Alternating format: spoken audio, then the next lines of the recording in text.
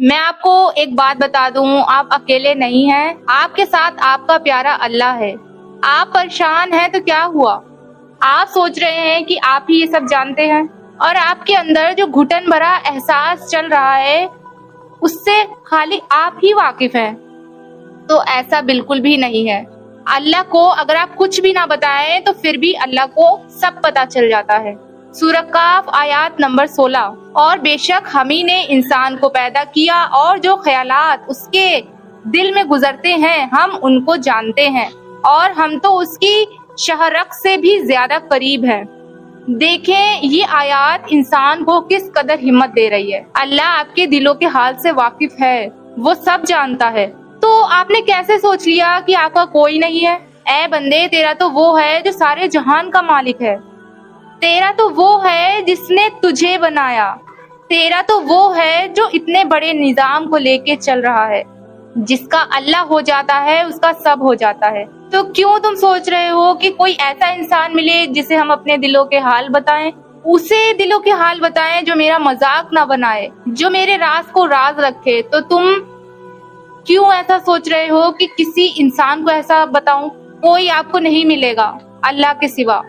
اللہ آپ کا مذاق نہیں بناتا، اللہ آپ کا بھروسہ نہیں توڑتا، اللہ آپ کے راز کو راز رکھتا ہے۔ آپ بھی خود سوچئے، نہ جانے آپ نے کتنے گناہ کرے ہوں گے، بٹ وہ گناہ اللہ ابھی تک چھپائے ہوا ہے۔ تو ایسا دوست تو اللہ ہی ہے جس کو تمہارے ہر راز پتا ہے، بٹ وہ تمہارے گناہوں کو چھپایا ہوا ہے نا۔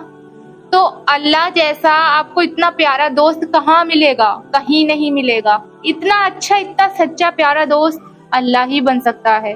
اور یہ تکلیف بھی اس لیے ہے کہ آپ کو مضبوط بنانے کے لیے، لوگوں کے اصلی چہرے دکھانے کے لیے، اور یہ پاور دکھانے کے لیے کہ جب بندہ اللہ سے جڑ کے اکیلے چلتا ہے، اللہ کے ساتھ چلتا ہے، تو وہ کتنا پاورفل بندہ بن جاتا ہے۔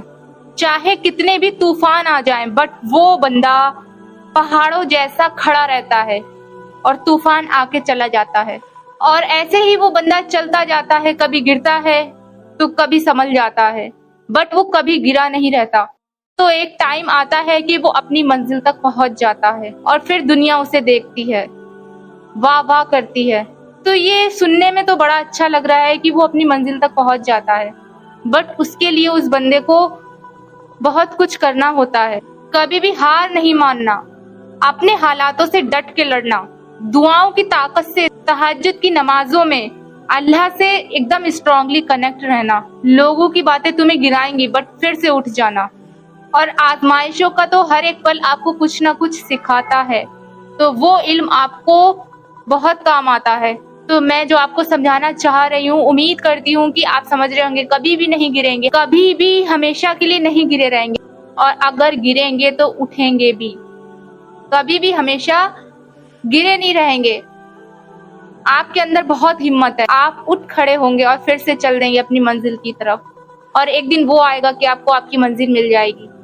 تو میں اب اپنی ویڈیو یہیں پر اینڈ کرتی ہوں، انشاءاللہ نیکسٹ ویڈیو میں ملوں گی۔ اللہ حافظ۔